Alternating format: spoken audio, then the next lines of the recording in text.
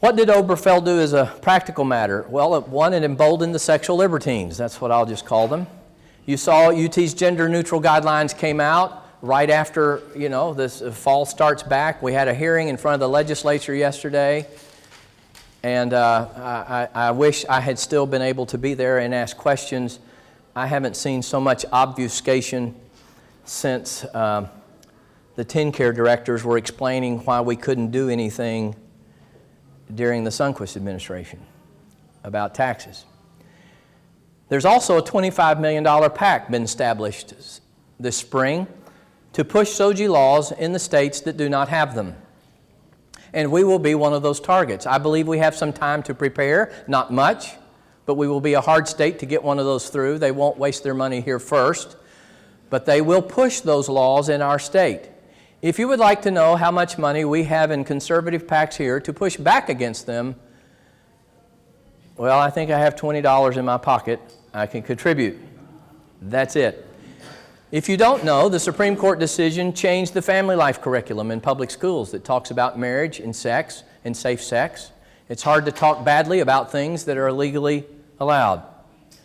It has put eligibility for federal grants and contracts in jeopardy for business owners that maybe do work with the federal government. It has put in jeopardy ministries and organizations that maybe get grants. It has created new rights and potentially eroded existing ones. The right to die. If you've read my commentaries on that issue, you notice that the Obergefell case was cited as authority in John J. Hooker's right to die case. I won't go into explaining why that's the case, but it will be cited as a basis for why physician-assisted suicide is now constitutionally required of the states. It will create a right to reproductive technologies. It's going to be ironic that the gays argue that marriage is nothing about procreation and children being connected, but it's just about human love and adult love. But eventually they'll say, well, what good does it do to be married if I do not have a right to fulfill the benefits of marriage, which is procreation, which will result in more children being intentionally deprived of knowing a biological mother or father. You will see incest laws begin to fall because of the Supreme Court's decision, particularly with regard to marriage. Because marriage is a fundamental right, the court will look carefully at whether the laws are overbroad in restricting that fundamental right. Two brothers, for example, can never have children. So if incest laws are only about weird children who might be born, let's say, then, Bob and Fred, who are brothers, or maybe two cousins who are male, they're not going to have children anyway, right? So the marriage law that restricts them from marrying is now overbroad, unconstitutional. Expect to see that to be challenged. Federalism, as a practical matter, is dead. Because if the Supreme Court can write anything it wants to into the Due Process Clause of the 14th Amendment and impose it on the states, then any new thing they come up with can trump whatever the state has come up with. The Second Amendment is potentially dead. I like to bring this up. It may not matter to those of you in the room, but for a lot of the people who don't care about divisive social issues and don't care about Obergefell, well, you have to understand that with the rationale the court used, it can construe away rights against existing rights. So, for example, all the provisions in the Constitution that deal with being secure in your home and your person and your property could be construed potentially as an implication of the right to bear arms, that the right to bear arms was intended to protect you in your home and your person while at home, but because there are crazy people running the streets who may have guns and other people have a right to be secured in the public domain, the right to bear arms should be limited to the home. Just like many are trying now to say the right to religious liberty is restricted to the walls of the church and the home, and once you enter the stream of commerce as a business person, you don't have the First Amendment. Religious liberty is jeopardized. The tax-exempt status of organizations, including churches, is at risk. Now let me tell you the real kicker about this.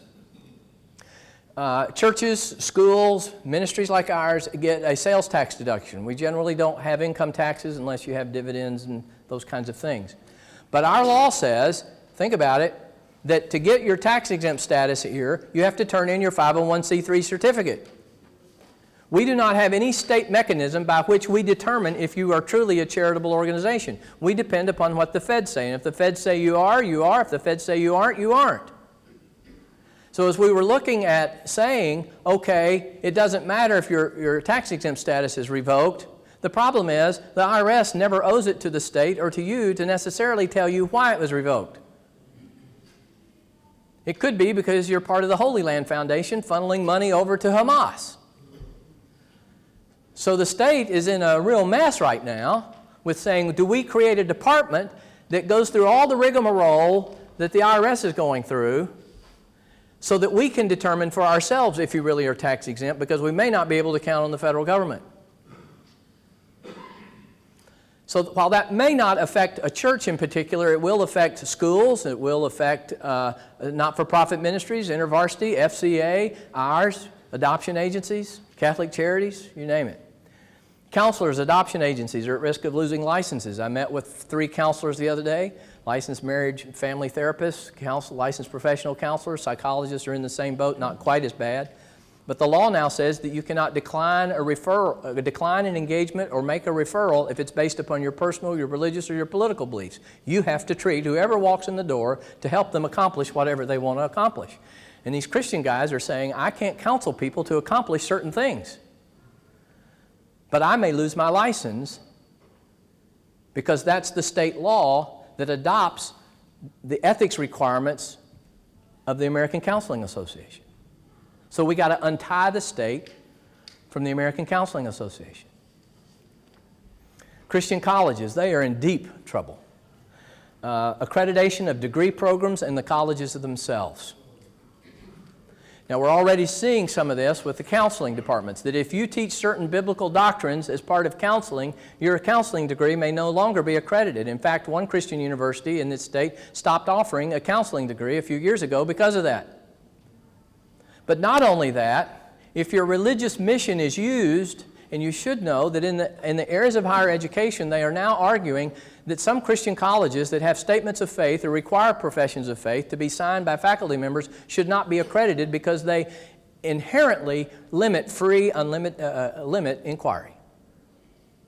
Okay? So what begins to happen when that happens is that those colleges lose, their students lose access to federal loans, they lose access to federal work-study programs. And when you lose a psychology degree or a counseling degree, and the kid that can work in the library or help mow the grass, colleges like some in Tennessee that are small, that depend on those students being able to get those things, will close. Business owners are at great risk. Employees are at great risk. The trial just started yesterday in Atlanta with Chief Cochran